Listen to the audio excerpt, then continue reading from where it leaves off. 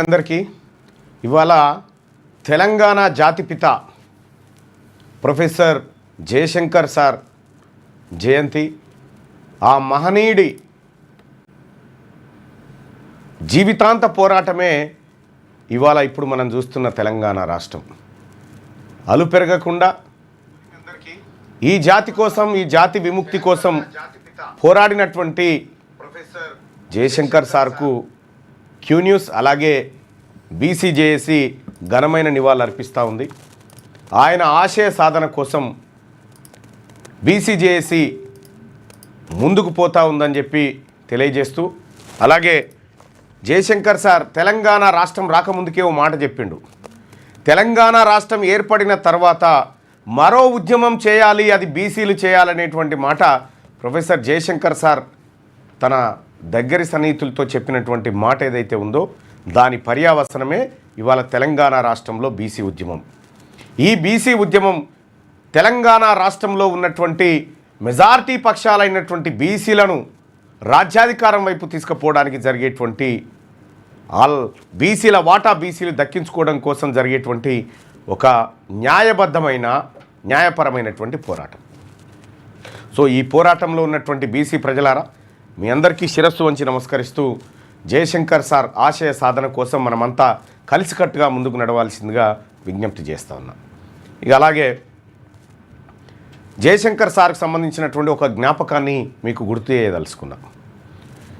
కొంపల్లి వెంకట్ గౌడ్ అని మంచి కవి, రచయిత.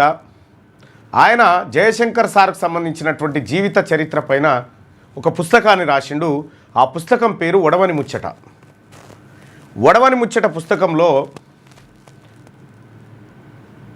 ఒక సందర్భం, అంటే మన్మోహన్ సింగ్ గారికి జయశంకర్ సార్కి చాలా అవినాభావ సంబంధం ఉండే మంచి స్నేహితులు. అప్పుడు మన్మోహన్ సింగ్ గారు భారతదేశ ప్రధానమంత్రిగా ఉన్నారు.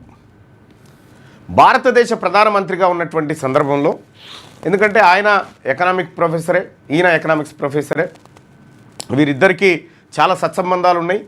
ఒకసారి మన్మోహన్ సింగ్ గారిని కూడా కాకతీయ యూనివర్సిటీకి తీసుకొచ్చినట్టుండు ఎవరు, జయశంకర్ సార్. సో చాలా గొప్ప మేధావి జయశంకర్ సారు. అదే స్థాయిలో మన్మోహన్ సింగ్ గారు కూడా చాలా గొప్ప మేధావి.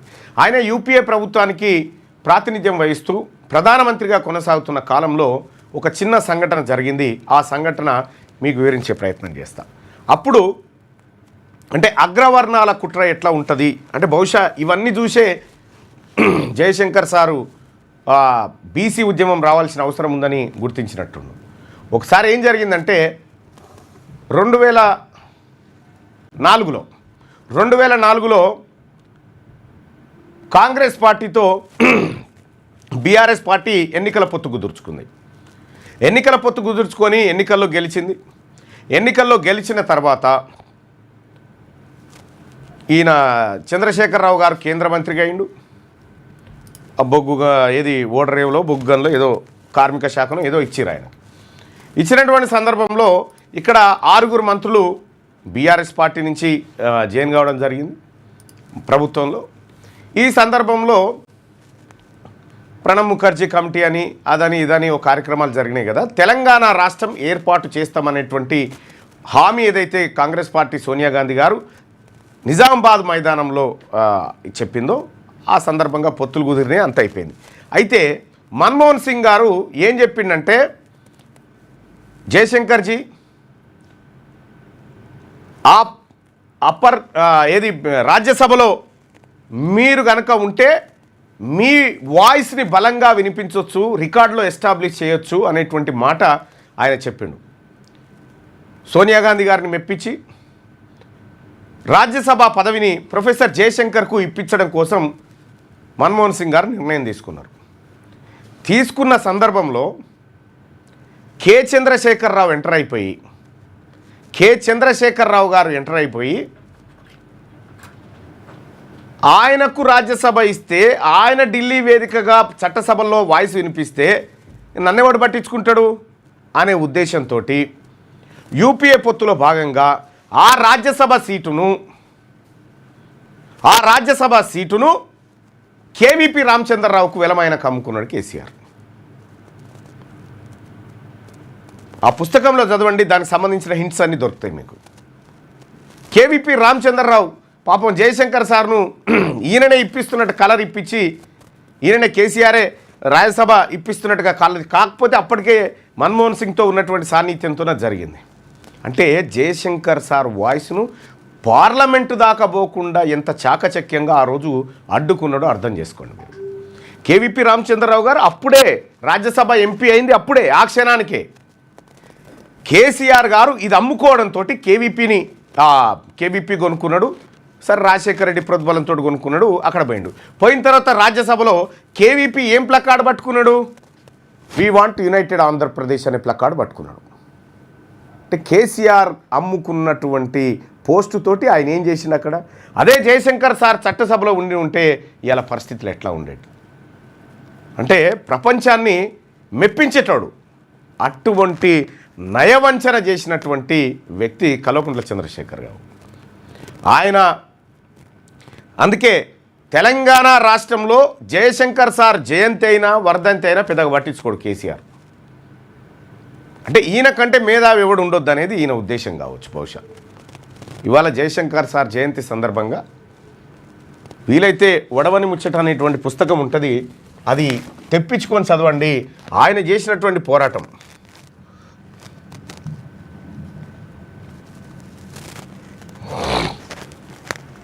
వడవని ముచ్చట తెలంగాణ సిద్ధాంతకర్త ప్రొఫెసర్ జయశంకర్ సార్ది. ఇక్కడ పీడిఎఫ్ కూడా ఉన్నట్టుంది.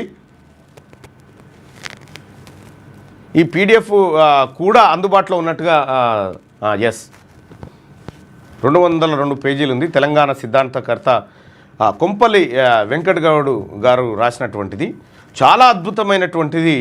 ఇందులో అనేకమైనటువంటి అంశాలు జయశంకర్ సార్కి సంబంధించినటువంటివి ఉంటాయి. తెలంగాణను తప్పకుండా చూస్తా అనేది, నా క్యాస్ట్గా నేను గర్విస్తా అని చెప్పింది, బీసీలలో ఐక్యత లేదని అప్పుడు ఆయన బీసీల గురించి తెలంగాణలో ఆ సంస్కారం ఉన్నది. తర్వాత నేను ఎక్స్పెక్ట్ చేయలే,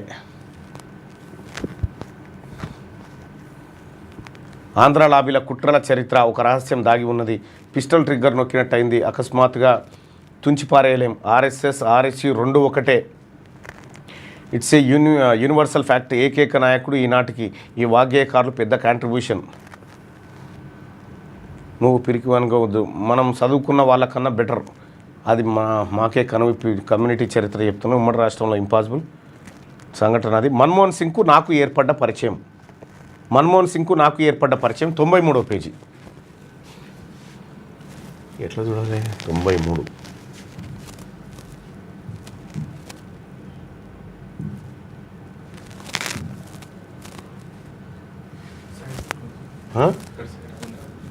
ఏడుంది? అచ్చా ఇదా 93.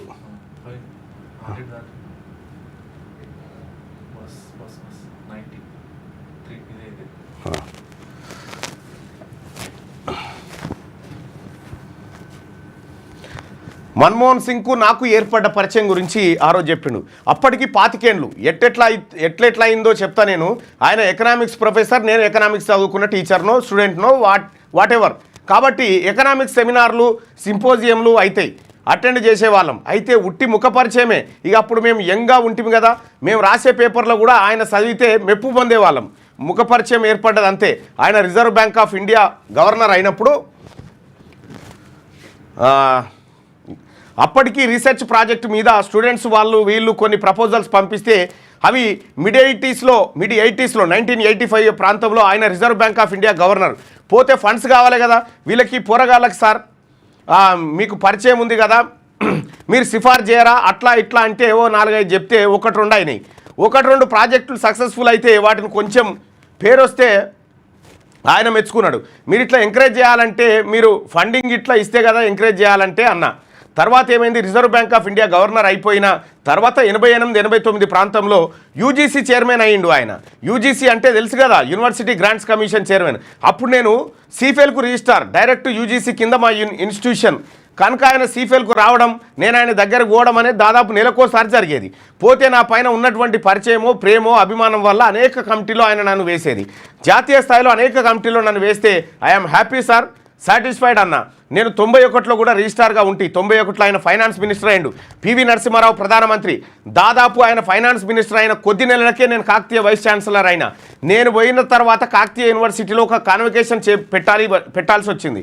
కాన్వకేషన్ చేస్తే కొద్దిగా పెద్దోళ్ళని పిలవాలని ఉంటుంది కదా. పెద్దోళ్ళని అంటే మన్మోహన్ సింగ్ పెద్దోడు కదా, వస్తాడా రాడా, అయినా పరిచయం ఉంది కదా. ముందు నేనేం చేసిన అంటే వాళ్ళ పిఏకి ఫోన్ చేస్తే నేను కనుక్కొని చెప్తా అన్నాడు. ఆయన దగ్గర నుంచి ఫోన్ వచ్చింది. తర్వాత పిఏ ఏమన్నాడు, finance minister wants to talk to you అంటే ఫోన్ మాట్లాడినా. How are you Jaishankar, how are you, I'm happy you have become a vice chancellor అంటే thank you sir. Sir one request అంటే tell me do you want any funding అంటే I'm not asking your funding అన్న.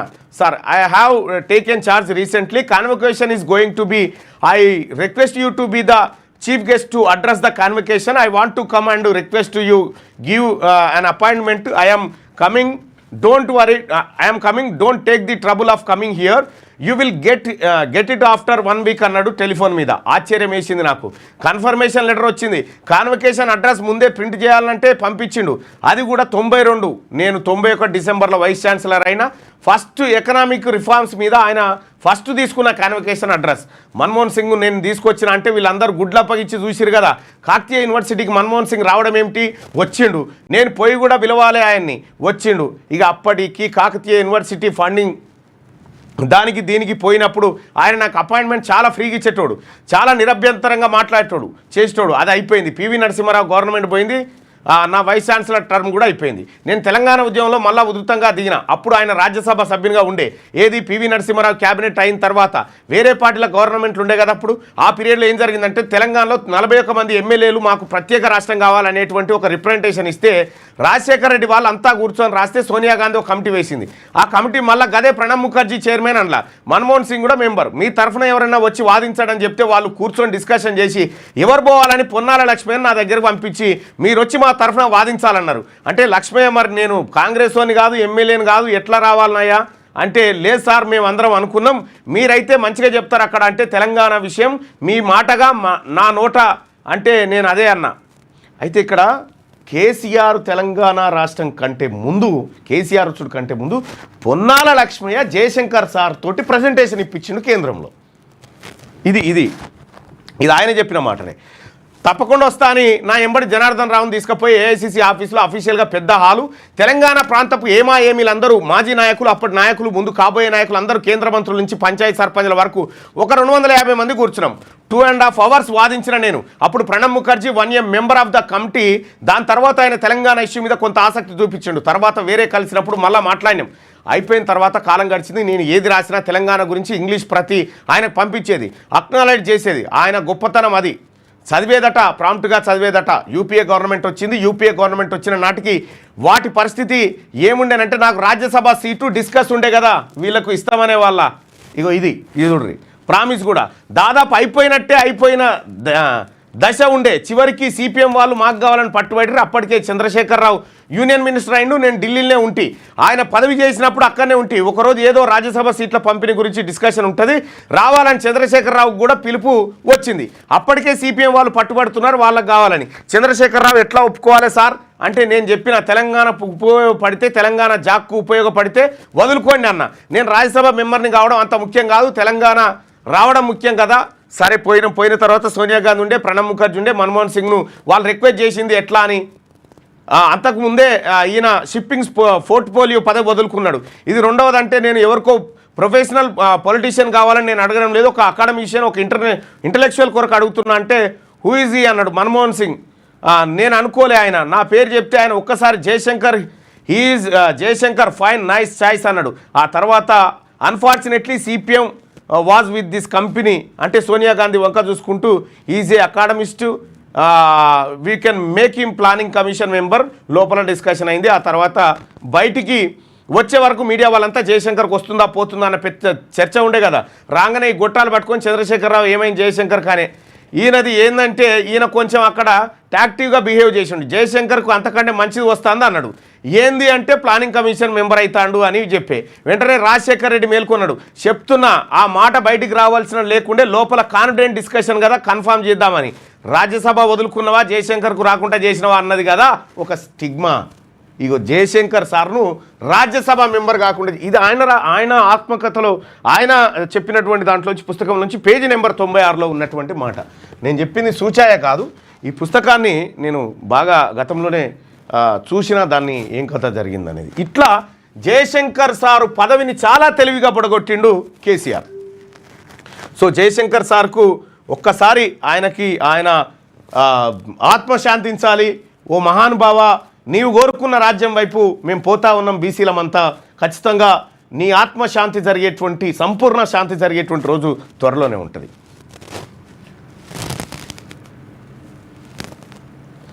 అన్న మీరు ఎమ్మెల్సీగా హ్యాపీగా లేదా మల్లన్నగా హ్యాపీగా? బాయ్సాబ్ ఒక ఎమ్మెల్సీ అయినటువంటి వ్యక్తి ఏం చేస్తాడు సహజంగా? అచ్చా మీకు ఒక సైకాలజీ విషయం చెప్పాలి. ఒక ఎమ్మెల్సీ ఏం చేస్తాడు? పదవి వచ్చిందంటే కథం బాజాబ్తా ఇక రాజకీయాలు చేసుకుంటా, దాన్ని ఈడ ఏం చేయాలి ఆడేం చేయాలి. నేను ఆ పనిలో లేను బాయ్సాబ్. నాకు ఎమ్మెల్యే పదవి అనేది నాకు పెద్ద ఇంట్రెస్ట్ ఉన్న పదవి ఏం కాదు. అది నాకు ప్రజలు ఈ ప్రతిపక్షం అంటేనే ఇష్టం. మరీ ముఖ్యంగా మల్లన్నగా జర్నలిస్ట్గా ప్రజల ముందు నిలబడడం ఇంకా ఇష్టం. అందుకోసమే నేను లైవ్లోకి వచ్చి చెప్తూ ఉంటా. సో ఇక్కడ నిన్న సైకలాజీకి సంబంధించినటువంటి కొన్ని విషయాలు అడిగారు. అంటే ఎట్లా ఉండాలి, పాజిటివ్తో ఎట్లా ప్రారంభించాలనేటువంటి. రెండోది, ఎప్పుడైనా మీరు జీవితంలో ఒక మనిషి ఎదగాలంటే ఎలాంటి వారు ఉండాలి, ఎలాంటి వారిని చూజ్ చేసుకోవాలి, మీరేం చెప్పదలుచుకున్నారు దీంట్లో? సరే పేపర్లలో జరిగే అంశాలు చెప్పుకుందాం, ఏం ఉండదులే కానీ మాట్లాడదాం యాదవ్, అది మాట్లాడదాం. ఒక మనిషి జీవితంలో ఎదగాలంటే ఎలాంటి వారిని చూజ్ చేసుకోవాలి? ఇది ప్రశ్న. మీరేం చెప్తారు దానికి? మీ సమాధానం చెప్పండి. రిటైర్డ్ ఎంప్లాయీస్ బెనిఫిట్స్ కాదు, ఇంకోటి కూడా ఉంది, అది కూడా మాట్లాడతాం.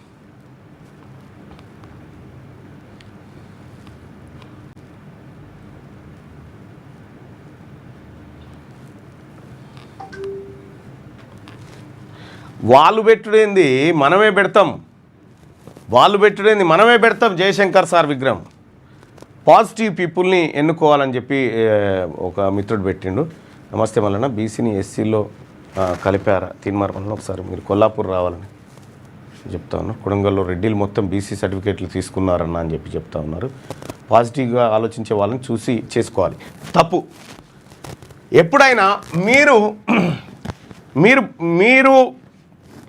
పకడ్బందీగా ఎదగాలంటే మీకు జీవితంలో ఉండాల్సింది, మనం ఎదగాలంటే జీవితంలో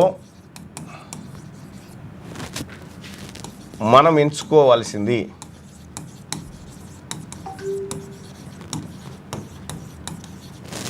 మంచి శత్రువుని ఎంచుకోవాలి.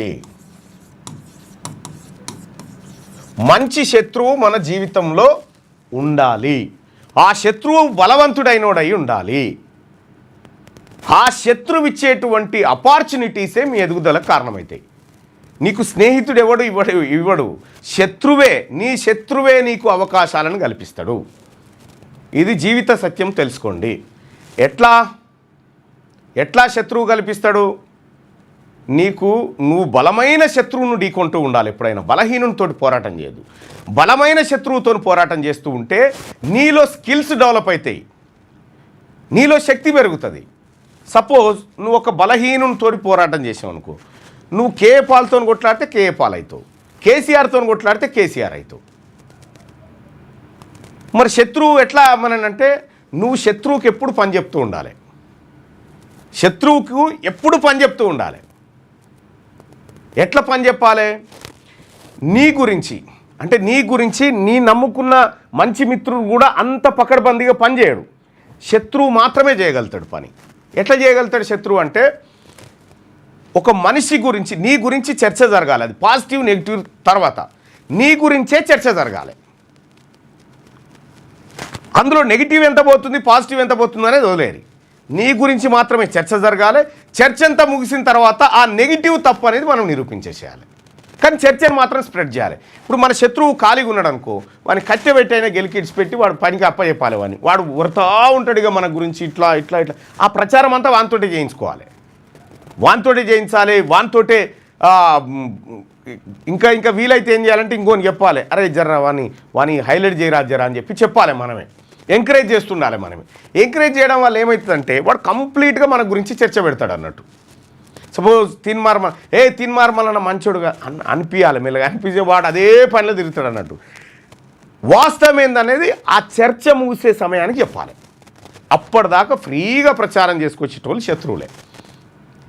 వీళ్ళని అంటే ఈ చిన్న వాళ్ళకి ఈ పని చెప్పాలి. పెద్దోనితో ఎప్పుడూ యుద్ధంలోనే ఉండాలి. అంటే మీ జీవితానికి మంచి మిత్రుడు కాదు, మంచి శత్రువుని ఎన్నుకోండి. మీ ఊర్లలో బలమైనడు ఎవడో వాడిని ఎన్నుకోండి. అంటే మీరు ఆ స్థాయిలో కొట్లాడాలనుకుంటే, మీరు జిల్లా స్థాయిలో కొట్లాడాలనుకుంటే మీ జిల్లా స్థాయిలో ఎవడు బలమైనడో వానితో పోరాటం చేయండి. మీరు రాష్ట్ర స్థాయిలో ఎవడు పెద్దోడో వానితో పోరాటం చేయాలి. రాష్ట్ర స్థాయి కావాలంటే ఇది. అంటే జీవితంలో మంచి మిత్రుడు కాదు, మంచి శత్రువు అవసరం మనకు. ఎప్పుడైనా అవకాశం శత్రువే ఇస్తాడు. మీరు చూడండి, మిత్రుడు ఎప్పుడు అవకాశం ఇవ్వడు, శత్రువు మాత్రమే అవకాశం ఇస్తాడు. కాబట్టి మీ జీవితంలో మీకు కావాల్సింది మంచి శత్రువు.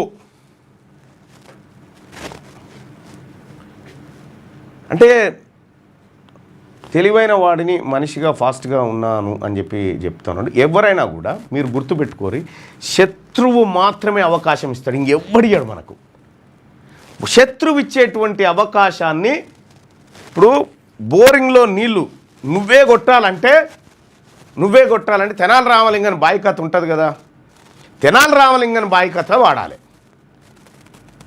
శత్రువుకి ఏం చేయాలంటే ఒక అబద్ధాన్ని చేరవేయాలి. అబద్ధాన్ని చేరవేస్తే ఆ శత్రువు ఆ అబద్ధాన్ని పట్టుకొని ఊరంతా తిరుగుతూ ఉంటాడు అన్నట్టు. తిరిగిన తర్వాత అది అబద్ధం అని నిరూపించాలి. శత్రువు ఫూల్ అయిపోతాడు అన్నట్టు. ఆ రకంగా అన్న కేసీఆర్ కేసీఆర్ నాతో ఏం చేయలే, నేనే కేసీఆర్తో చేసిన. నేను ఫస్ట్ ఆఫ్ ఆల్ ఏం చేస్తానంటే శత్రువుకి పనప్ప చెప్పి శత్రువుని చూడను ఇక. ఎందుకంటే వాడు ఆ పనిలో ఉంటాడు, మన పని మనం చేసుకుంటూ వెళ్ళిపోవాలన్నట్టు. టు ఓన్లీ ఇన్ పాలిటిక్స్ అన్న అంటే పాలిటిక్స్లో కాదు, నువ్వు బిజినెస్లో కూడా అదే ఉంటుంది. నువ్వు చూసుకో, బిజినెస్లో కూడా అదే ఉంటుంది. ఆ ముగ్గురు పిల్లల గురించి మాట్లాడి ముగ్గురు పిల్లల నిబంధన ఎత్తేయాలని చెప్పి మనం చెప్పడం జరిగింది. నా టేబుల్ కార్డు చూడు. రైట్, ధృవ మూవీ చూడమంటున్నావు, చూస్తా బాయ్ సాబ్, నువ్వు చెప్పినావు కదా, ట్రై చేస్తా. శత్రువు లేకపోతే నువ్వేందో బయటికి రాదు, గుర్తుపెట్టుకో. శత్రువు అనేటోడు చాలా ఇంపార్టెంట్ జీవితానికి. రైట్గా ఇంకొకటి, ఇవాళ బీసీలకు సంబంధించినటువంటి చర్చ ఢిల్లీలో బగ్గుమంటా ఉంది. అన్ని పార్టీలు ఏది బీసీ సంఘాలన్నీ పోయి తొడలెర్రగాయేదాకా కొట్టి గర్జించి జిత్నే ఆబాది ఉతిని ఇస్తేదారి అని చెప్పి గర్జిస్తూ ఉన్నారు. పార్లమెంట్ లోక్సభలో వాయిదా తీర్మానాలు కూడా ఇచ్చారు. వాయిదా తీర్మానాలు తిరస్కారానికి గురైనాయి, అవి వేరే. అసలు ఈ వాయిదా తీర్మానం అంటే ఏంది? ఫస్ట్ వాయిదా తీర్మానం అంటే ఆ రోజు ఉన్నటువంటి బిజినెస్ను పక్కకు పెట్టి అత్యవసరమైనటువంటి ప్రజా అర్జెన్సీ ఉన్నటువంటి విషయాన్ని చర్చించాలనేది వాయిదా తీర్మానం. దాన్ని సహజంగానే ఎవరు కూడా యాక్సెప్ట్ చేయరు, అవి పక్కకు పోతాయి. దానిపైన నిరసన అక్కడి నుంచి స్టార్ట్ చేసే కార్యక్రమం నిన్న అయింది. ఇవాళ జంతర్ మంతర్ దగ్గర దీక్ష చేయబోతూ ఉన్నారు. ఎవరు? తెలంగాణ ప్రభుత్వం దీక్ష చేస్తూ ఉంది. తెలంగాణ ప్రభుత్వమా నేను అడుగుతా ఉన్నా, ఇవాల్టి నుంచి టీచర్లకు ప్రమోషన్లు ఆ కార్యక్రమాలు మొదలైనవి కదా. బీసీ టీచర్లకు బీసీ ఉద్యోగస్తులకు ప్రమోషన్లలో రిజర్వేషన్ ఇవ్వడానికి మిమ్మల్ని అడ్డుకున్నాడు ఎవరు చెప్పండి?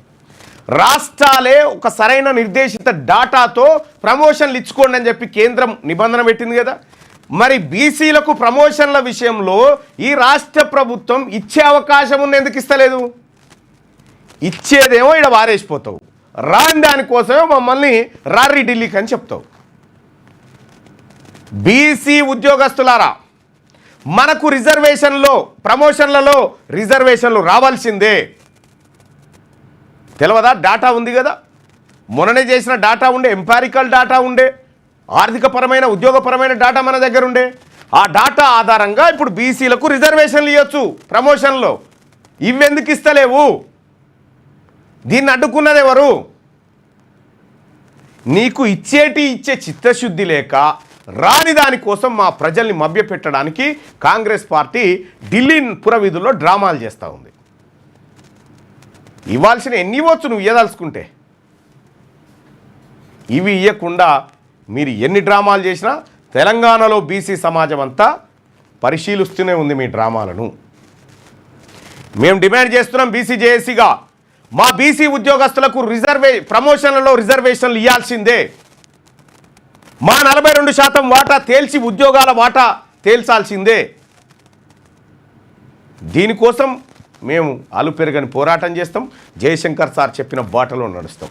రైట్గా మార్నింగ్ న్యూస్లో ముందుగా అయితే సుదర్శన్ ఎటు పోయిండని చాలామంది అంటారు. సుదర్శన్ అన్నకు సంబంధించి వాళ్ళ బంధువులకు వాళ్ళ రక్త సంబంధికులకు బాగాలేదు, ఆరోగ్యం బాగాలేకపోతే హాస్పిటల్కి పోయిండు.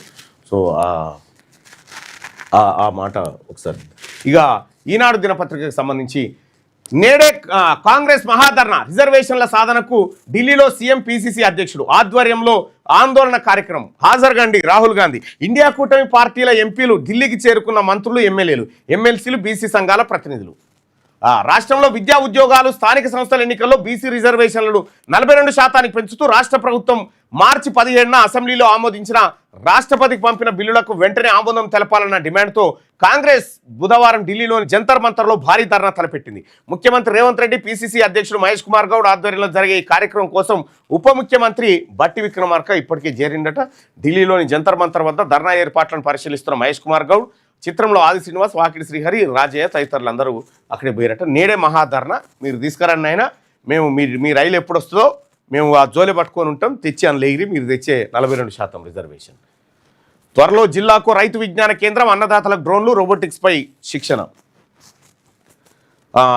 అన్నదాతలకు డ్రోన్లు, రోబోటిక్స్పై శిక్షణ ఇవ్వబోతా ఉన్నారట తెలంగాణ రాష్ట్రంలో. ఇక ఇదిట్లుంటే ఉత్తర కాశీలో ఉత్పాతం. దరాలి గ్రామాన్ని తుడిచిపెట్టిన వరద, 9 దుర్మరణం. వరదల్లో చిక్కుకున్న 60 నుంచి 70 మంది, శిథిలాల కింద మరో 12 మంది దాకా. ప్రధాని దిగ్భ్రాంతి, సహాయక చర్యలకు ఆదేశం.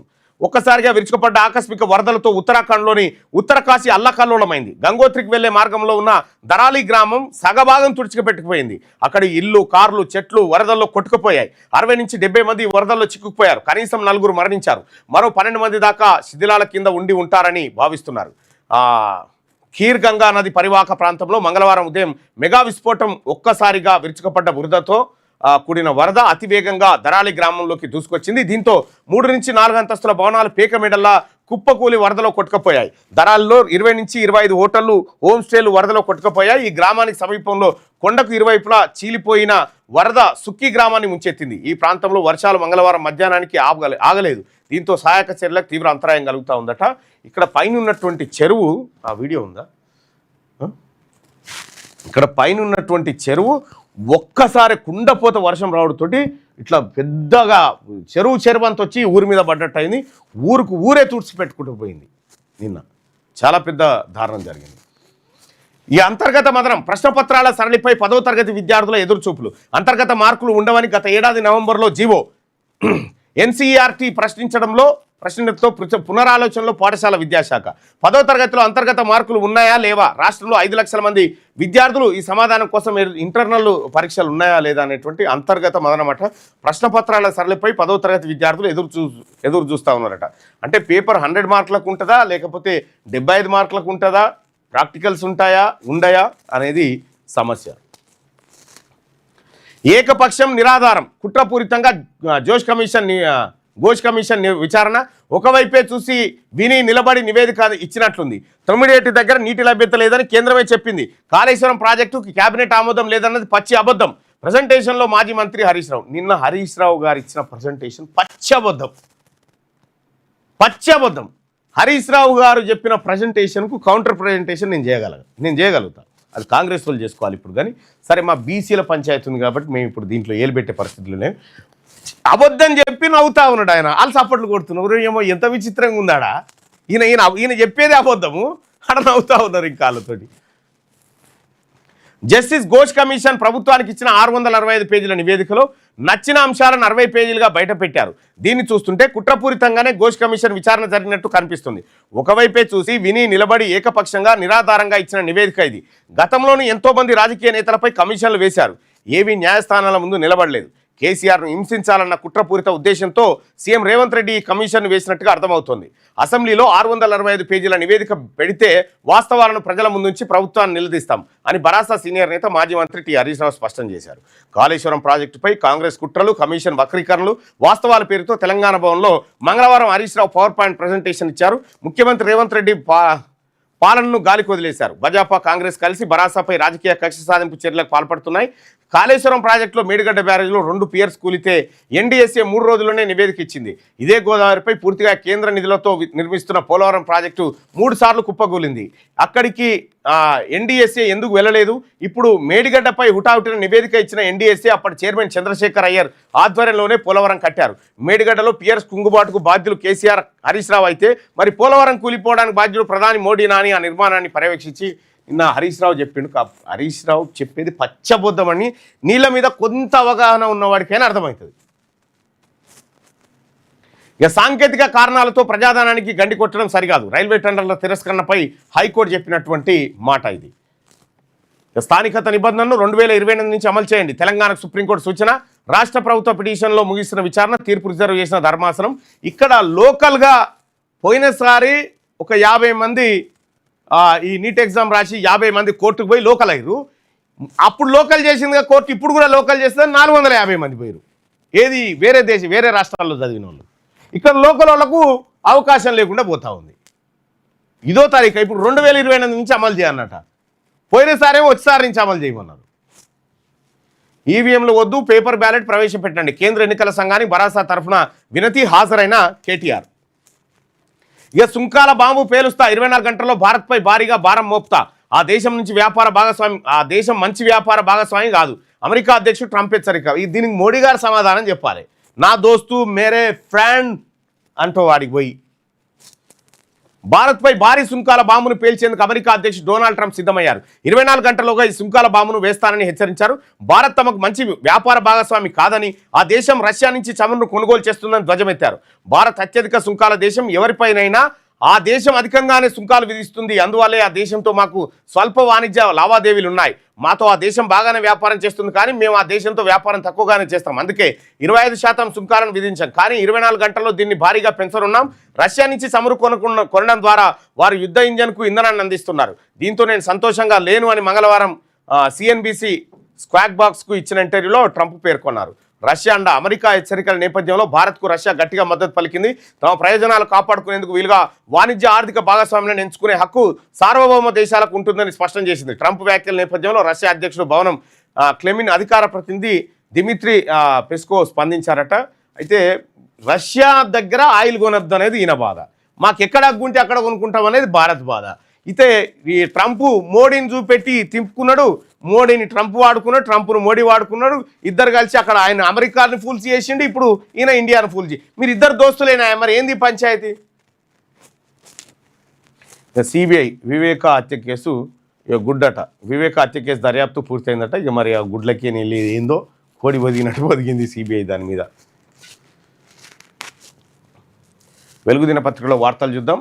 ఉత్తరాఖండ్లో క్లౌడ్ బరస్టు, 4 మృతి, 60 మంది గల్లంతు. కుంభవృష్టితో ఉత్తరకాశీ జిల్లాను ముంచెత్తిన వరదలు. ఉప్పొంగిన కీర్గంగా నది, దరాలి గ్రామంపై విరుచుకుపడ్డ జలప్రవాహం. గ్రామం మొత్తం బురద, హోటళ్లు, ఇండ్లు నేలమట్టం. కొట్టుకుపోయిన ఆర్మీ బేస్ క్యాంప్, 9 మంది జవాన్లు గల్లంతు. ఎన్డీఆర్ఎఫ్ ఆ తర్వాత ఎస్డీఆర్ఎఫ్ను రంగంలోకి దింపిన సీఎం ధామి. శిథిలాల కింద చిక్కుకున్న వారిని రెస్క్యూ చేస్తున్న బలగాలు. ప్రధాని మోడీ దిగ్భ్రాంతి, హోంమంత్రి అమిత్ షా ఆరాధీసినట. ఇగో ఇట్లా ఉండే, ఇట్లా వచ్చి మొత్తం పడదు. ఇగో ఇట్లా ఈ పైనుంచి వచ్చింది. ఢిల్లీకి బీసీ సెగ, 42% బీసీ కోటా కోసం నేడు జంతర్ మంతర్ వద్ద రాష్ట్ర సర్కార్ ధర్నా. పెండింగ్లో ఉన్న బిల్లులను కేంద్రం ఆమోదించాలని డిమాండ్. సీఎం రేవంత్ ఆధ్వర్యంలో హస్తినకు చేరుకున్న మంత్రులు, ఎమ్మెల్యేలు, ఎమ్మెల్సీలు. 2000 మందికి పైగా తరలిన కాంగ్రెస్ ప్రతినిధులు, బీసీ సంఘాల లీడర్లు. హాజరు కానున్న ఏఐసీసీ చీఫ్ ఖర్గే, లోక్సభ ప్రతిపక్ష నేత రాహుల్, మద్దతుగా పాల్గొనున్న ఇండియా కూటమి ఎంపీలు, ఆయా పార్టీల ముఖ్య నేతలు. దేశవ్యాప్తంగా ఓబీసీ రిజర్వేషన్లపై చర్చకు దారితీసే అవకాశం. ఈ ఏడాది చివరిలో జరగనున్న బీహార్ అసెంబ్లీ ఎన్నికలపై ఎఫెక్టు. బీజేపీ ఎన్డీఏ కూటమి నేతల్లో కలవరం. కేంద్ర సర్కార్ నిర్ణయంపై ఉత్కంఠ. అసలు నా అంచనా ప్రకారం నాకు అంటే నేను పరిశీలిస్తున్న దాని ప్రకారం పార్లమెంట్లో చట్టసభల్లో బీసీల రిజర్వేషన్ తెచ్చే అవకాశం ఉంది. చట్టసభల్లో బీసీల ఇప్పుడు ఏది ఇది అయిపోతుంది కదా, ఇది కులగణన అయిన తర్వాత ఇటు అసెంబ్లీ అటు పార్లమెంట్లో బీసీలకు రిజర్వేషన్ తీసుకొచ్చే అవకాశం స్పష్టంగా కనిపిస్తుంది. మొత్తం ఈ దేశంలో ఉన్నటువంటి విపక్షాలన్నిటి ఒకే దెబ్బకు నోరు మూయించే మంత్రం నరేంద్ర మోడీ గారు ఈ మంత్రాన్ని వాడబోతున్నట్టుగా తెలుస్తూ ఉంది. ఒకవేళ బీసీలకు కనుక నరేంద్ర మోడీ గారు రిజర్వేషన్ తీసుకొస్తే చట్టసభల్లో ఇంకా 10 ఏళ్ళు కాంగ్రెస్ రాదు. ఇక అయితే ఏది కులగణన విషయంలో నేను అద్భుతంగా చేసామంటే ఆడ ఆపరేషన్ సింధూర్ టైంలో ఈయన ఏం చేసిండు, మోహన్ భగవత్ను పిలుచుకొని కులగణన చేస్తున్నాం దేశవ్యాప్తంగా అని చెప్పేసాను.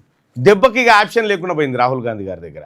ఇప్పుడు రిజర్వేషన్ ఆప్షన్ నేను చెప్తున్నాను కదా, వీళ్ళేమో లోకల్ బాడీ ఏం చెప్తున్నారు కాదు, చట్టసభల్లోనే బీసీలకు రిజర్వేషన్ వచ్చే అవకాశం స్పష్టంగా ఉంది. రైట్గా దేశ రాజధాని ఢిల్లీకి బీసీ రిజర్వేషన్ల సెగ తాగింది. జితిని ఆబాది ఇతిని ఇస్సేదారి అన్న రాహుల్ గాంధీ నినాదాన్ని ఆచరణలో పెట్టే దిశగా కేంద్రంపై ఒత్తిడికి రాష్ట్ర సర్కార్ సిద్ధమైంది. విద్యా ఉద్యోగాలు స్థానిక సంస్థల్లో బీసీలకు 42% రిజర్వేషన్లు కల్పించే బిల్లులను కేంద్రం ఆమోదించాలని డిమాండ్తో సీఎం రేవంత్ రెడ్డి నేతృత్వంలో బుధవారం జంతర్ మంతర్ దగ్గర చేపట్టనున్న ధర్నాకు అన్ని ఏర్పాట్లు పూర్తయ్యాయి. ఇప్పటికే డిప్యూటీ సీఎం బట్టి విక్రమార్క, పీసీ చీఫ్ మహేష్ కుమార్ గౌడ్తో పాటు మంత్రులు, ఎమ్మెల్యేలు, ఎమ్మెల్సీలు అందరు పోయిరు. పోయినోళ్ళు పోయిరు నాయన, పోయినందుకు మీకు అందరికీ శుభాకాంక్షలే, కానీ ఉత్త చేతులతో రాకుర్రిగా. పార్లమెంట్లో కాంగ్రెస్ వాయిదా తీర్మానం, బీసీ బిల్లుపై చర్చకు పట్టు, కేంద్ర ప్రభుత్వ తీరుకు నిరసనగా పార్లమెంట్ ఆవరణలో ప్లకార్డుల ప్రదర్శన నిన్న జరిగింది. 1 2 3 4 5 6 7 7 ఎంపీలు, ఇంకొక ఎంపీ ఉండాలనే, ఇంకో ఎంపీ అచ్చా వీళ్ళు రాజ్యసభనేనా, అచ్చా మన ఈయన జానారెడ్డి కొడుకు లేడా ఆయనలా, ఓకే జానారెడ్డి కొడుకు లేడు ఇందులో. రైట్గా తెలంగాణ జాతిపిత యాదిలో తెలంగాణ కోసం ప్రొఫెసర్ జయశంకర్ సార్ ఎక్కని మెట్టు లేదు, తొక్కని గడప లేదు, గల్లీ నుంచి ఢిల్లీ దాకా అందరినీ ఏకం చేసి స్వరాష్ట్ర ఆకాంక్షను ఎలుగెత్తి చాటారు. తెలంగాణ శ్వాసగా ధ్వాసగా తన జీవితాన్ని అంకితం చేసిన జయశంకర్ సార్ జయంతి ఇవాళ. ఇక బీఆర్ఎస్లో కుదుపు, ఓవైపు విచారణలు, మరోవైపు పార్టీని వీడుతున్న మాజీ ఎమ్మెల్యేలు. ఇప్పటికే పార్టీ గువ్వల బాలరాజు రాజీనామా, మరో 10 మంది దాకా గులాబీ జెండాను పక్కన పెట్టే యోచన. నాటి ఫామ్ హౌస్ ఎపిసోడ్ ఎమ్మెల్యేలంతా బీజేపీలో చేరే ఛాన్స్. పార్టీ పెద్దలను ఉక్కిరిబిక్కిరి చేస్తున్న వరుస విచారణలు, ఆనాటి ప్రభుత్వ పెద్దలను దోషులుగా తేల్చిన కాళేశ్వరం, విద్యుత్ కమిషన్లు, పార్టీ నేతలకు ఫార్ములా ఈ, ఆ తర్వాత ఫోన్ ట్యాపింగ్, గొర్రెల స్కామ్ ముచ్చు, అతిపెద్ద తలనొప్పిగా మారిన కవిత తిరుగుబాటు అంటూ బీఆర్ఎస్ పార్టీ కుక్కలు చింపినిస్తరాక అవుతుంది. ఎక్కడోడక్కడ పరారైతా ఉండ పార్టీ నుంచి, అయిపోయింది ఆ పార్టీ పని. 80 ఫేక్ సరోగసీలు, చైల్డ్ ట్రాఫికింగ్ గ్యాంగ్తో లింకులు. సృష్టి టెస్ట్ ట్యూబ్ బేబీ సెంటర్ కేంద్రంగా చైల్డ్ ట్రాఫికింగ్ సరోగసీ కేసులో ప్రధాన నిందితురాలుగా ఉన్న డాక్టర్ నమ్రత పోలీస్ కస్టడీకి విచారణ పూర్తయింది. 5 రోజుల కస్టడీలో పోలీసులు నమ్రత నుంచి కీలక విషయాలు రాబట్టినట్టు తెలుస్తూ ఉందట.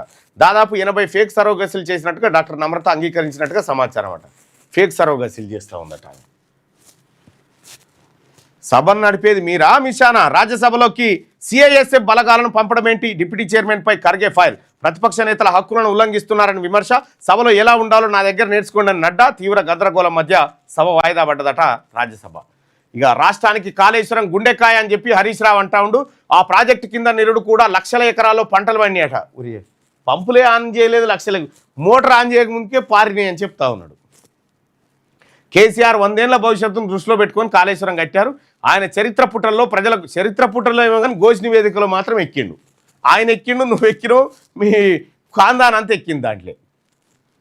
ఆపరేషన్ సింధూర్పై చర్చలో ప్రతిపక్షాలది సెల్ఫ్ గోల్. చర్చకు పట్టుబట్టి తప్పించుకున్నాయి. ఇలాంటి ఆపోజిషన్ ఎక్కడ ఉండదని చెప్పి ప్రధాని మోడీ. రాహుల్ది చైల్డిష్ మెంటాలిటీ, దేశ భద్రతపై ఇష్టం ఉన్నట్టు మాట్లాడుతున్నాడు. కోర్టు కూడా ఆయన కామెంట్లను తప్పుపట్టింది. ఎన్డీఏ పార్లమెంటరీ పార్టీ మీటింగ్లో ప్రసంగం. ఇక న్యాయ వ్యవస్థనే అవమానిస్తారా? జ్యుడిషియల్ కమిషన్ అంటే లెక్కలేదా?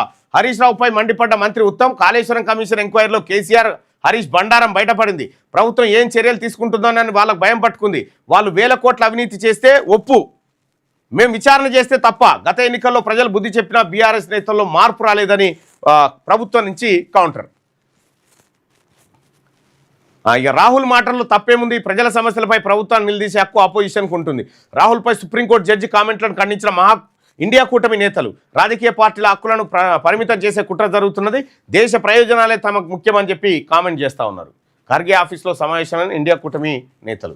ఇక వీసా గడువు ముగిసినా అమెరికాలో ఉంటే కఠిన చర్యలు, భారతీయులకు అమెరికన్ ఎంబసీ హెచ్చరిక. 24 గంటల్లో ఇండియాపై మరిన్ని టారిఫ్లు. America president Trump warning. 25% సుంకాలు వేసిన రష్యా నుంచి ఆయిల్ కొంటున్నదని అక్కసట. ఈ అమెరికా పోవాలంటే 13 లక్షలు కట్టాల్సిందే. అమెరికా పోవాలంటే 13 లక్షలు కట్టాలన్నట. షూరిటీ బాండ్లు ఇవ్వాలని యూఎస్ రూల్స్. గడువులోగా వెళ్ళిపోతేనే రీఫండ్, లేదంటే నో. బిజినెస్, టూరిస్ట్ వీసాలకు వర్తింపు. High visa overstay rate ఉన్న దేశాలపై ప్రభావం చూపించబోతా ఉందట. అమెరికాకు పోవాలంటే 13 లక్షలు డిపాజిట్ చేసిపోవాలన్నట. నువ్వు టైంకు తిరిగి వస్తే మళ్ళీ నీ 13 నీకు ఇస్తారు, లేకపోతే అవి కథం. బీసీ రిజర్వేషన్లకు మేము అడ్డంకి కాదు. కోటా ఆర్డినెన్సు, కోటా బిల్లు ఎవరు? బీజేపీ వాళ్ళది. ఆంధ్రజ్యోతిలో ఉన్నటువంటి వార్తలు చూద్దాం. ఆగిన చోటు నుంచే ఫామ్ హౌస్ కేసులోని కీలక వ్యక్తులతోనే బీజేపీ ఆపరేషన్ ఆకర్ష్ మళ్లీ ఆరంభం. నాడు బీజేపీ అగ్రనేత బిఎల్ సంతోష్ పేరు కేసులోకి, నేడు ఆయన్నే కలిసిన గువ్వాల. బీజేపీలో చేరనున్నట్లు ప్రకటన. సంతోష్ని కలిసిన మరో ఫామ్ హౌస్ నేతనట. ఇక అయిపోయింది బీఆర్ఎస్ పని, మెల్లగా అయిపోతుంది. 10 ఏళ్లలో 1,00,000 కోట్లు కట్టాల్సిందే, అప్పుడే సర్కార్కు కాళేశ్వరం అప్పు నుంచి విముక్తి. అసలు రుణం 64,212 కోట్లు, 10 ఏళ్లలో వడ్డీ 41,638 కోట్లు, చెల్లించింది 29,738 కోట్లు. రీస్ట్రక్చరింగ్కు సర్కారు యత్నాలు, కుదరదని తేల్చి చెప్పిన బ్యాంకింగేతర ఆర్థిక సంస్థలు. కాళేశ్వరం కార్పొరేషన్ను నిరర్ధక ఆస్తిగా ప్రకటిస్తేనే రుణాల రీస్ట్రక్చర్. ఆర్ఈసీ స్పష్టీకరణ. ప్రాజెక్టు నిరుపయోగం, సర్కార్పై రుణభారం. ఎంత పెంట చేసిపోయిరా.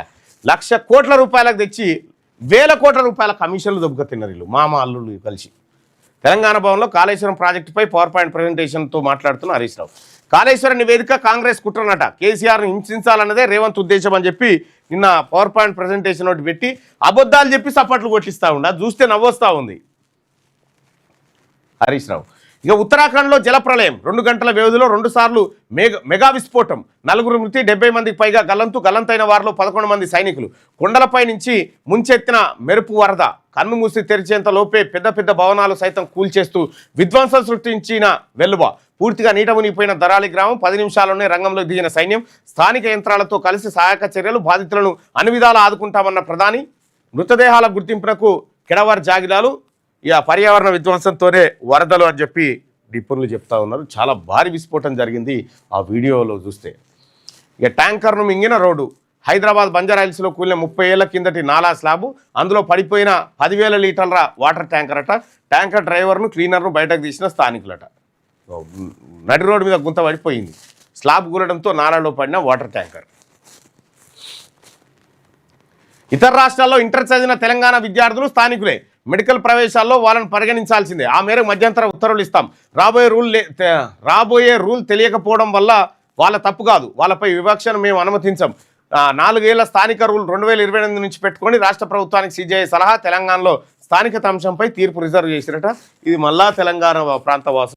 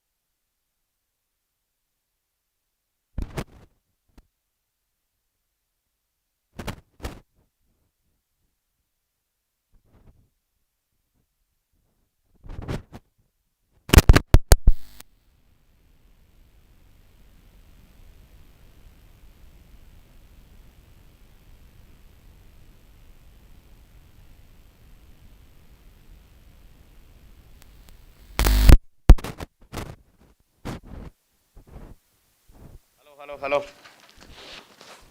వాయిస్ వస్తుందా? హలో.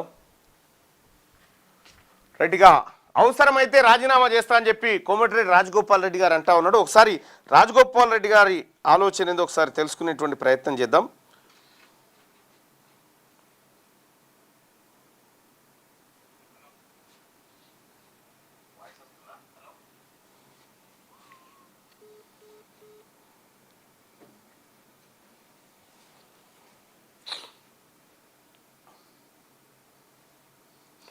కానీ కోమటిరెడ్డి వెంకటరెడ్డి కంటే రాజగోపాల్ రెడ్డి మాట్లాడిందంటే చాలా సీరియస్ ఉంటేనే మాట్లాడతాడు.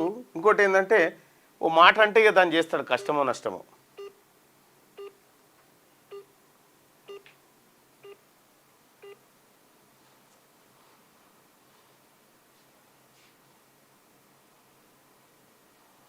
వాస్తవానికి ఎందుకు ఈ బాధ అంటే కోమటిరెడ్డి రాజగోపాల్ రెడ్డి గారు బీజేపీలో ఉంటే కాంగ్రెస్లోకి తీసుకొచ్చే సమయంలో ఆయనకు నీకు మంత్రి పదవి కూడా ఇస్తామనేటువంటి హామీ ఇవ్వడం జరిగినట్టుగా తెలుస్తూ ఉంది.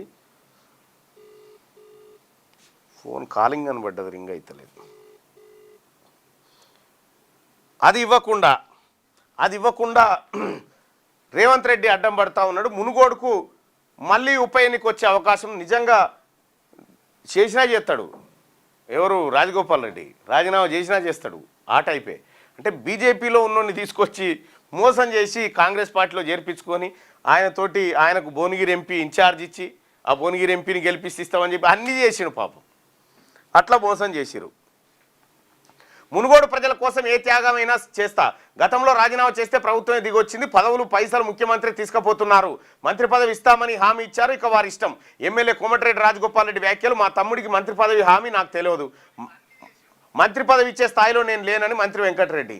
ఈయననేమో గణపతి హోమం చేస్తా ఉండు వెంకటరెడ్డి గారు. ఇంకా 10 ఏళ్ళు రేవంత్ రెడ్డి గారు ముఖ్యమంత్రిగా ఉండాలని ఈయన గణపతి హోమం చేస్తూ ఉండు. ఈయన నేను పోతా అంటుండు. యాదాద్రి జిల్లా లచ్చమ్మగూడెంలో మాట్లాడుతున్న రాజగోపాల్ రెడ్డి. ఇక మరి కోమటిరెడ్డి రాజగోపాల్ రెడ్డి రాజీనామా తప్పదా? గతంలో ఓసారి బీజేపీలో చేరే ముందు రాజీనామా చేసిండు. అరే నేను చేస్తున్నాను. రాజగోపాల్ అన్నకి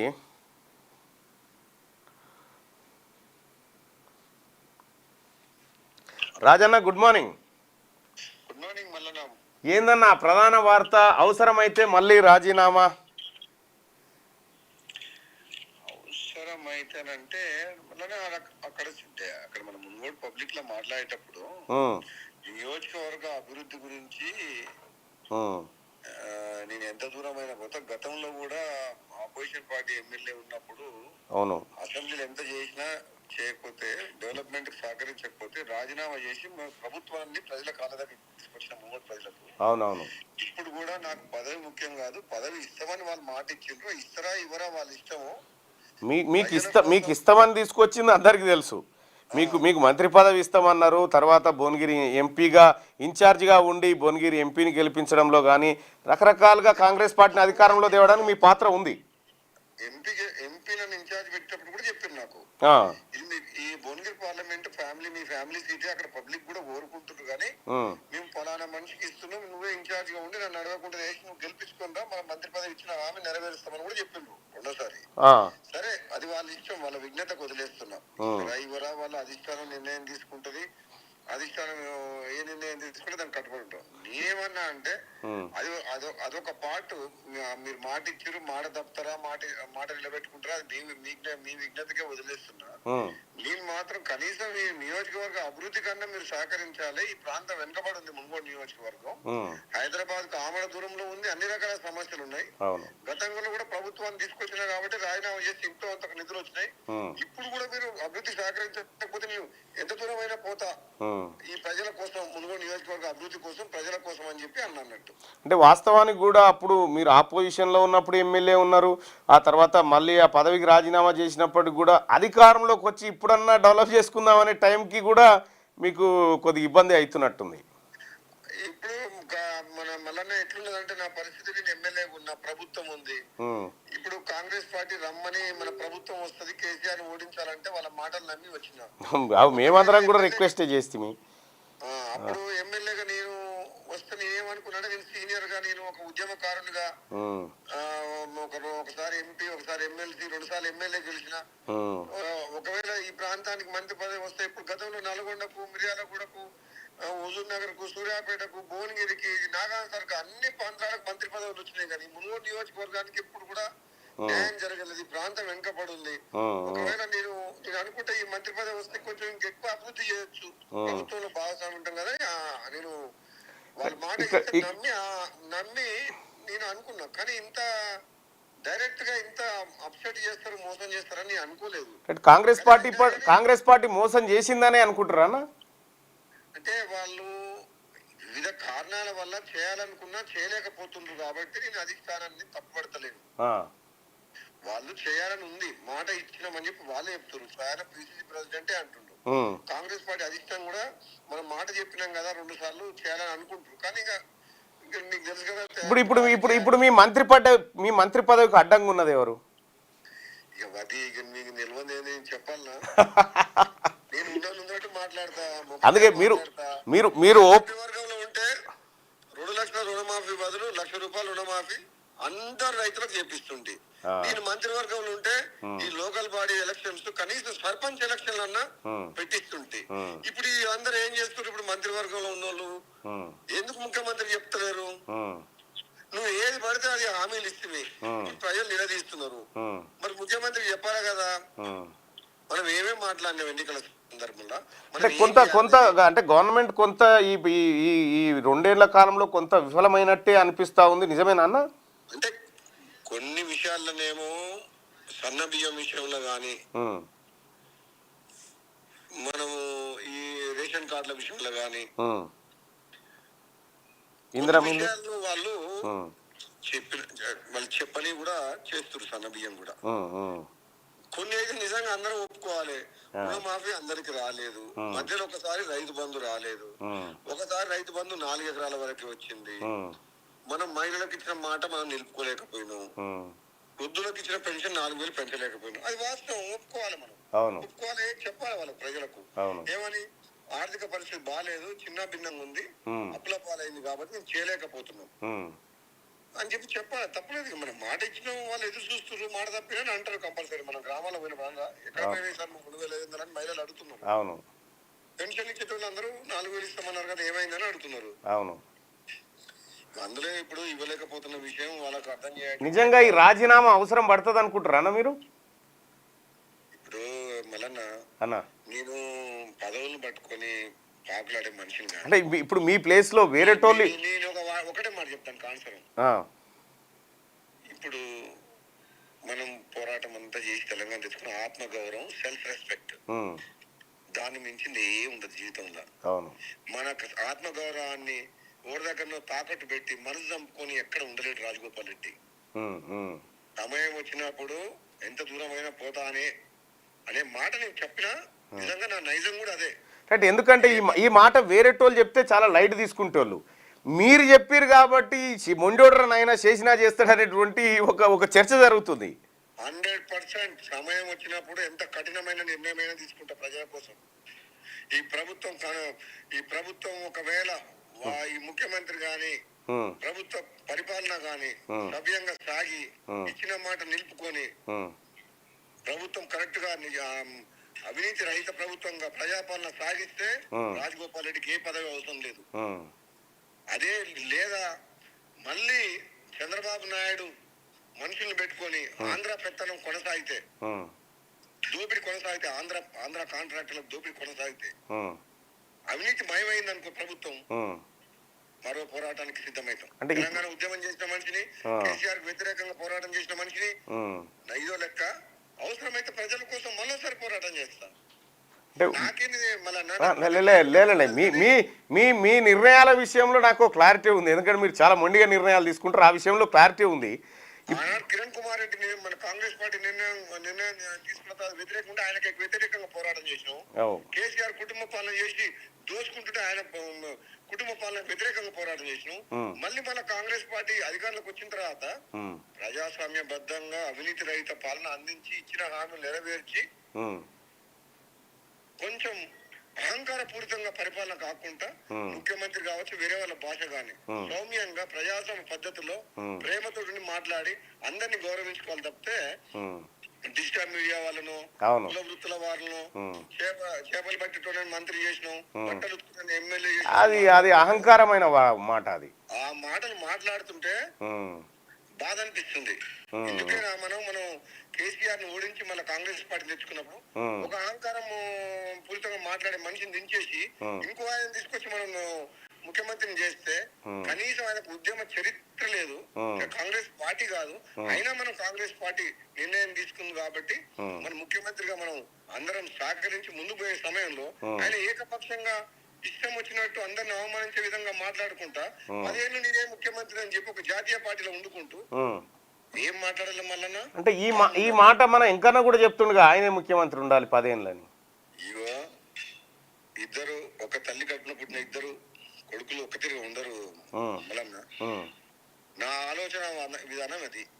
రేవంత్ రెడ్డి మంచిగా చేస్తే మంచోడంట, మంచి పరిపాలన చేస్తే మెచ్చుకుంటా సహకరిస్తా. మళ్ళీ ఆంధ్రలో పెత్తనం తీసుకొచ్చి పెట్టి తెలంగాణలో దోపిడీ చేస్తే పోరాటం చేస్తా. రైట్, ఇప్పుడు లేకున్నా పర్వాలేదు. రైట్ ఇప్పుడు ఇదే రాజీనామా చేస్తా అని ఎంకన్నా చెప్పినా పెద్దగా ఎవరు పట్టించుకోకపోదు. మీరు చెప్పుడు అది చాలా సీరియస్ అయింది ఇష్యూ. మళ్ళీ చెప్తున్నా,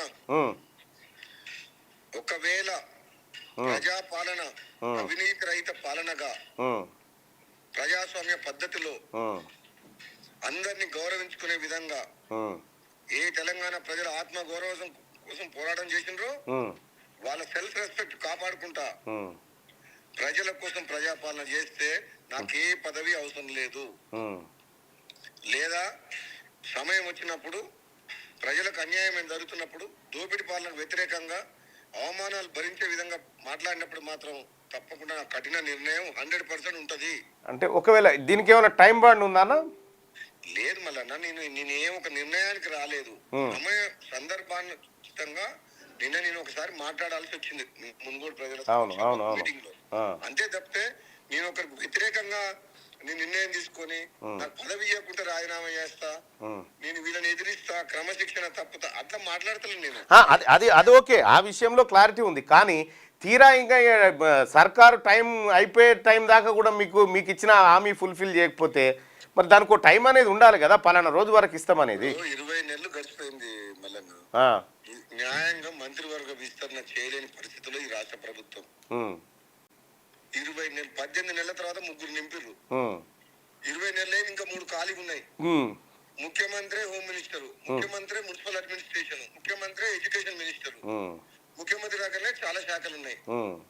అది దురదృష్టం. మంత్రివర్గ విస్తరణ పూర్తి చేయలేని దౌర్భాగ్య పరిస్థితిలో ఈ ప్రభుత్వం ఉంది. నెంబర్ 1. నెంబర్ 2, కనీసం లోకల్ బాడీ ఎలక్షన్ పెట్టలే, గ్రామాలని గాలి కుదిరి. రాజన్న ఒక చిన్న ఎక్స్పెరిమెంట్ అన్న.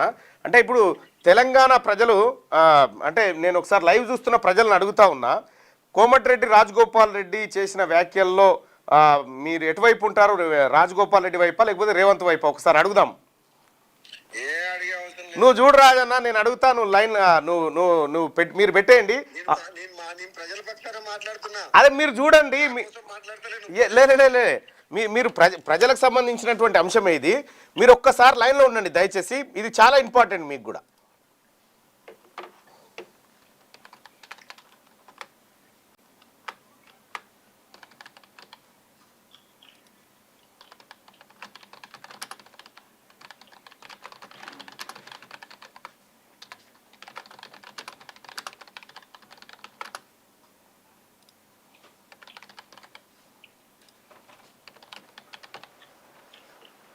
రైట్ అన్న, పోల్ పెట్టిన పబ్లిక్ ఒపీనియన్ అడుగుదామన్నా.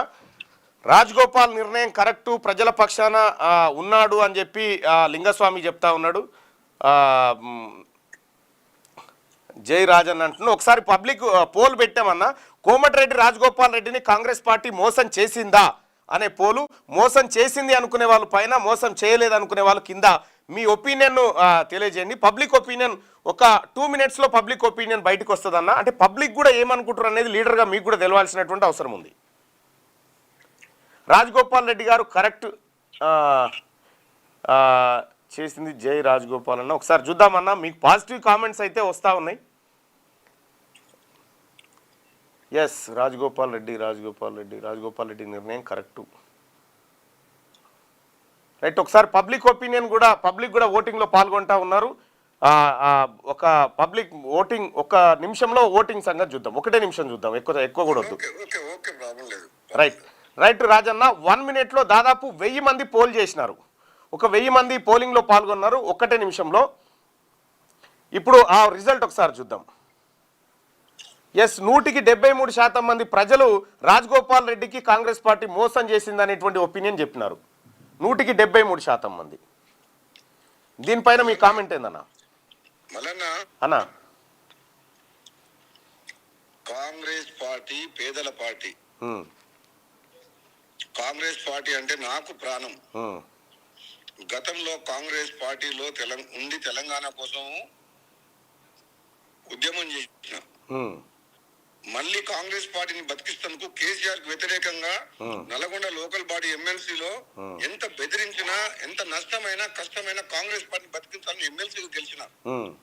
2018లో తెలంగాణ రాష్ట్రంలో అధిరత మహారథులు రేవంత్ రెడ్డి, కోమటిరెడ్డి వెంకటరెడ్డి ఓడిపోయినా సరే, జానారెడ్డి, డీకే అన్న అటువంటి వాళ్ళు ఓడిపోయినా సరే, మున్గోడు ప్రజలు నన్ను కాంగ్రెస్ పార్టీ ఎమ్మెల్యేగా గెలిపించిండ్రు. అప్పుడున్న పరిస్థితిలో కాంగ్రెస్ పార్టీ బతికిస్తేందుకు నన్ను సిఎల్పి లీడర్ గా నన్ను ఎన్నుకోమని అడిగిన, నేను అందరిని ఎమ్మెల్యేలను కాపాడుకుంటా అని చెప్పిన. 18 మందిలో నేను కాపాడుకుంటా, కేసీఆర్ వ్యతిరేకంగా అసెంబ్లీలో పోరాటం చేస్తా అంటే ఇవ్వలేదు. ఆ తర్వాత కనీసం పిసిసి ప్రెసిడెంట్ గా ఇవ్వమని అడిగిన, ఇవ్వలేదు. రేవంత్ రెడ్డి, తెలుగుదేశం పార్టీ నుంచి వచ్చిన రేవంత్ రెడ్డికి ఇచ్చిండ్రు. తెలంగాణ ఉద్యమంతో సంబంధం లేని కాంగ్రెస్ పార్టీ రేవంత్ రెడ్డికి మన కాంగ్రెస్ పార్టీ బాధ్యతలు అప్పచెప్పిండు. అయినా 1 సంవత్సరం పాటు భరించిన. ఆ తర్వాత 12 మంది ఎమ్మెల్యేలు వెళ్ళిపోయిన తర్వాత హుజూరాబాద్ లో రేవంత్ రెడ్డి పిసిసి ప్రెసిడెంట్ గా ఉన్న సమయంలో కాంగ్రెస్ పార్టీకి 3000 ఓట్లు వచ్చినాయి. జిహెచ్ఎంసీ ఎన్నికల్లో 2 సీట్లు గెలిచినాయి. ఆయన ఎంపీ ఉన్న మల్కాజ్గిరి పార్లమెంట్ లో కూడా గెలిపించుకోలేకపోయింది. ఆ తర్వాత కాంగ్రెస్ పార్టీ ధీరస్థితి చూసి, ఇది కాంగ్రెస్ పార్టీ తప్పుడు నాయకత్వం ఉందని చెప్పేసి బీజేపీ వాళ్ళు ఆహ్వానిస్తే ప్రజలు బీజేపీ వైపు చూస్తున్నారని చెప్పి నా పదవికి రాజీనామా చేసి స్వయాన అమిత్ షా మున్గోడుకు వచ్చి కండవ కప్పి జాయిన్ చేస్తే ప్రభుత్వానికి వ్యతిరేకంగా పోరాటం చేసిన. ఆ ఎన్నికల్లో గెలిచుంటే తెలంగాణ రాజకీయాలు వేరే విధంగా ఉండేది.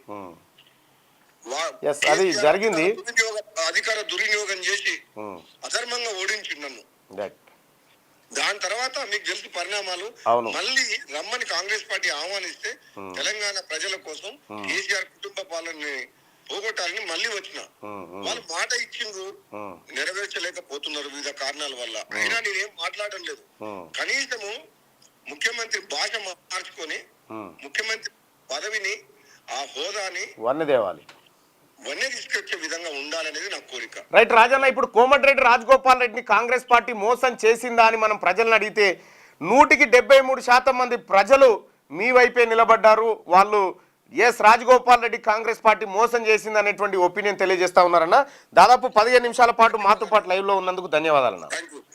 రైట్, అది కోమటిరెడ్డి రాజగోపాల్ రెడ్డి చెప్తున్నటువంటి మాట.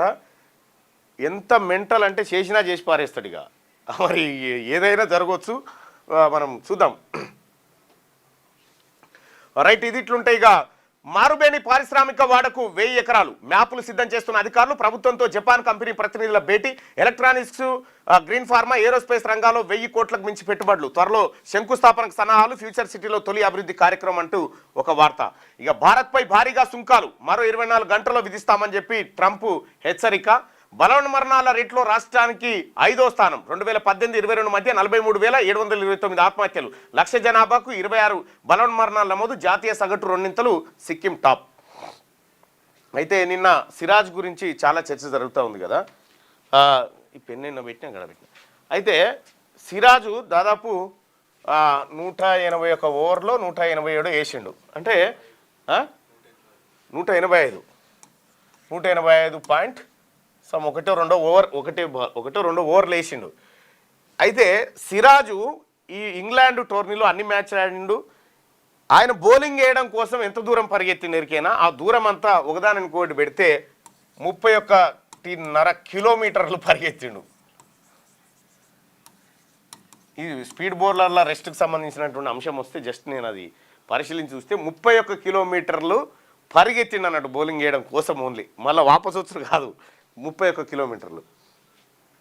ఇది ఆంధ్రజ్యోతిలో ఉన్న వార్తలు. ఇక శనార్థి తెలంగాణలో ఉన్నటువంటి వార్తల్ని ఒకసారి చూద్దాం. రైట్గా హస్తినకు బీసీసీగా రిజర్వేషన్ల పోరాటం ఢిల్లీకి షిఫ్ట్.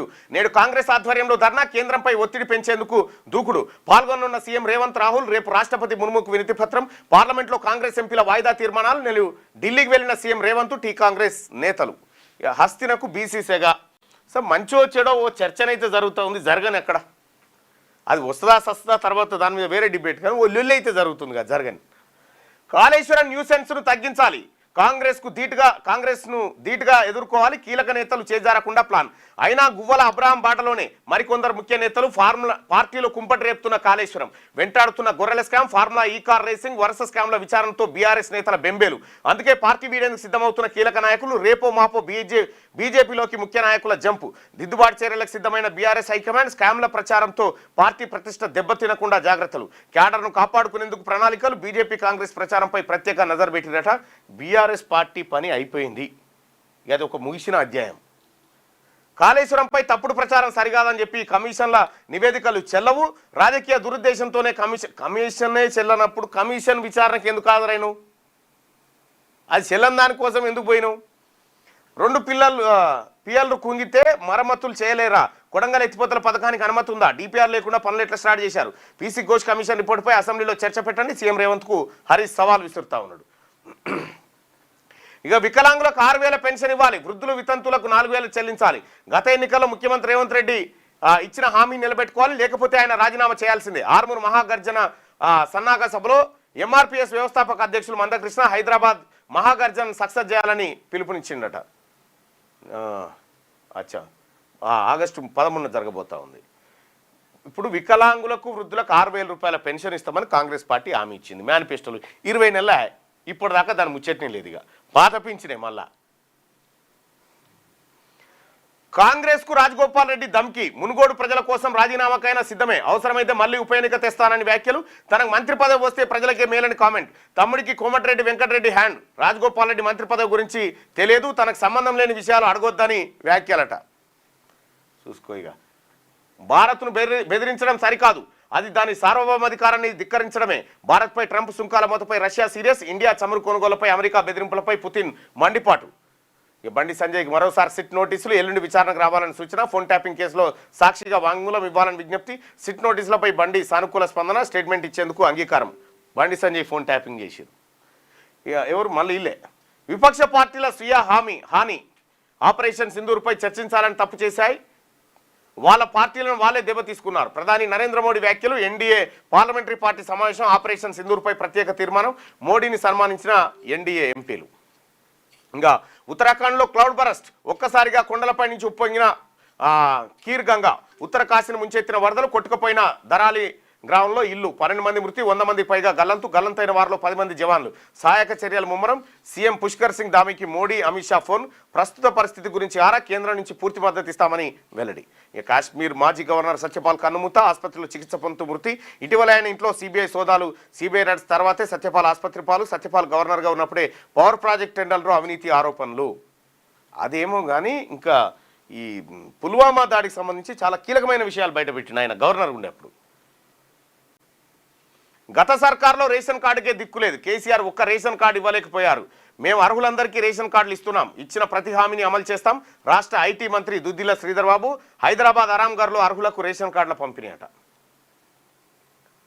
సో ఇది శనార్థి తెలంగాణలో ఉన్నటువంటి వార్తలు. ఒకసారి సాక్షిలో ఉన్నటువంటి వార్తలను చూస్తే ఆ క్లౌడ్ బరస్ట్ అయినటువంటి సంబంధించి ఉత్తరాఖండ్లోని ధరాలి గ్రామానికి సంబంధించినటువంటి వార్తను చూడొచ్చు. ఇక 24 గంటల్లో సుంకాల మోత మోగిస్తామని చెప్పి ట్రంప్ చెప్తున్నటువంటి మాట ఇట్లుంటే, ఉత్తరాఖండ్లో బురద విలయం. గంగోత్రి సమీప ధరాలి గ్రామంలో వరద బీభత్సం జరిగిందట.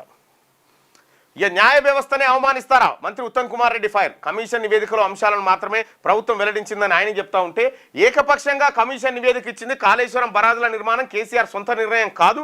ఆ ప్రాజెక్టు క్యాబినెట్తో పాటు అసెంబ్లీ ఆమోదం కూడా ఉంది. పవర్ పాయింట్ ప్రజెంటేషన్ కార్యక్రమంలో హరీష్ రావు వెల్లడంటూ వీళ్ళు ఏదో అపసోపాలు పడతా ఉన్నారు. కానీ ఈయన ఏది హరీష్ రావుకు ఉచ్చు బిగుస్తున్నట్టే అనిపిస్తూ ఉంది. ఈ ట్రబుల్ షూటర్ పని అయితే కనిపిస్తుంది ఈ నివేదికను చూస్తూ ఉంటే. ఇక అంతా ట్రాష్ గ్యాస్ కాళేశ్వరంపై జస్టిస్ పీసీ ఘోష్ కమిషన్ నివేదికపై కేటీఆర్ వ్యాఖ్యలట. ఢిల్లీలో కాంగ్రెస్ రిజర్వేషన్ ధర్నా.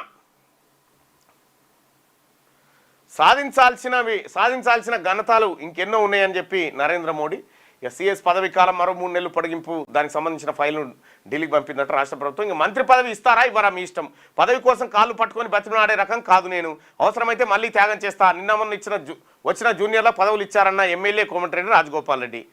ఇదిట్లుంటే బీసీ రిజర్వేషన్ల బిల్లును ఆమోదించండి. పార్లమెంట్లో తెలంగాణ కాంగ్రెస్ ఎంపీల వాయిదా తీర్మానం, చర్చకు పట్టు, ప్లకార్డులతో నిరసన, సభను అడ్డుకునే ప్రయత్నం, ఉభయ సభలు పలుమార్లు వాయిదా పడ్డాయట. బీసీ రిజర్వేషన్ల కోసం వాయిదా పడడం సంతోషదాయకం, ఆందోళన జరగడం సంతోషం, చర్చ జరగని దేశవ్యాప్తంగా. వైఎస్ వివేకానందరెడ్డి హత్య కేసులో దర్యాప్తు పూర్తి, సుప్రీంకోర్టు వెల్లడించిన కేంద్ర దర్యాప్తు సంస్థ. ఇక సెలవంటే పండగ, కుటుంబ సభ్యులంతా కలిసి వంట చేయండి, సెలవు రోజులను ప్రత్యేకంగా మలుచుకోండి, ఆరోగ్యానికి ఆరోగ్యం, డబ్బు కూడా ఆదా, బంధాలు బలోపేతం, ఒత్తిడి నుంచి ఉపశమనం.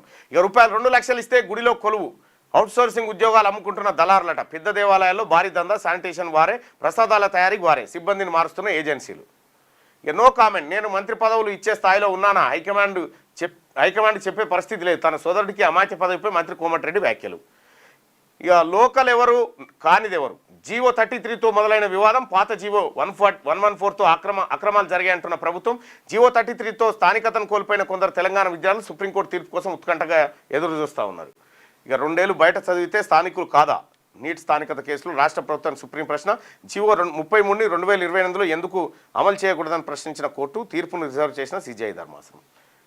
ఇక పెంచుతా నిన్ను దించుతా, అమెరికా ట్రంప్కు వ్యతిరేకంగా అమెరికాలో భారీ నిరసనలట, మళ్ళీ సుంకాలు పెంచుతా అని చెప్పి ట్రంప్ చెప్తున్నటువంటి నేపథ్యంలో ఇక నమస్తే తెలంగాణలో ఉన్నటువంటి వార్తలు చూస్తే, ఉత్తరాఖండ్లో జల విలయం. ఇక నాడు కాటన్, నేడు కేసీఆర్. కాటన్ మన సరార్దార్ కాటన్తో పెట్టిరు కాకా పేరు, యుగానికి ఒక్కడట, ఏది కూలిపోయి కట్టాడు. కాళేశ్వరంతో తెలంగాణ తరరాత మార్చిన జలప్రదాత సరార్దార్ కాటన్, కేసీఆర్ ఇద్దరు ఒకటేనట. కాటన్ ఖతం చేయమంటే చేస్తారు వీళ్ళు. Ghosh report trash. ఇగో హరీష్ రావు అబద్ధాలు చెప్పుట్ల కేసీఆర్ అమ్మమ్మ తండ్రి కంటే ఎక్కువ ఎవరు హరీష్ రావు. మరి ఒక సరార్దార్ దమ్మిడికి కొనరాని తమ్మిడి పెట్టాట. ప్రత్యేక కథనం రేపటి సంచికలో. చూడు మొత్తం నీళ్ళల్లోనే నడుస్తుండు సారు. సరే ప్రతిపక్షాలని ఇప్పుడు పెద్దగా అంటే కూడా లాభం లేదు, కానీ ఎన్నికల్లో పేపర్ బ్యాలెట్ పెట్టాలని చెప్పి బీఆర్ఎస్ వాళ్ళు ఎన్నికల సంఘాన్ని కలిసిరు ఢిల్లీలో. ఇప్పటికీ రాలిన మట్టిపూలు 532, అప్పుల బాధతో 2 రైతుల ఆత్మహత్యనట. ఇది ఇట్లుంటే ప్రోటోకాల్ దాటి police over action. Balapur ration కార్డుల పంపిణీలో తీవ్ర ఉద్రిక్తత. వేదికపై ఉన్న కాంగ్రెస్ నేతలను నిలదీసినందుకు బీఆర్ఎస్ నేతలపై దాడి. స్పృహ తప్పిన సమీర్, మంత్రి సమక్షంలోనే ఎమ్మెల్యే సవితా ఇంద్రారెడ్డి వైపు వేలెత్తి చూపిస్తూ కాంగ్రెస్ నేతల బెదిరింపులు. జర్నలిస్టులను సైతం ఈడ్చిపడేసిన పోలీసులట. యూరియా వారంలో ఖతమైపోయిందట. రాత్రికి రాత్రి జీవోతో స్థానికులకే నష్టం. 48 ఏళ్ల నిబంధన హఠాత్తుగా మరిస్తేలా, స్థానికతపై రాష్ట్ర ప్రభుత్వాన్ని ప్రశ్నించిన సుప్రీం. ఇంకో ఇది జై తెలంగాణ, జై జై కేసీఆర్ అట. ఇది సరార్దార్ కాటన్తో పోల్చుడు ఎంత అద్భుతమైన విషయమో చూడురిగా. సరార్దార్ కాటన్ కట్టిన కాటన్ బ్యారేజ్ రాజమండ్రి కాడ, ఆ బ్యారేజ్ ఇప్పటిదాకా అట్టే ఉంది. ఇక సార్ కట్టిన బ్యారేజ్ సంగతి మనకి ఎరికే. అటెంకల సైకిల్ పోనిత్తలేరు దస్తదని. అటు దానికి దీనికి ఉన్నటువంటి తేడా.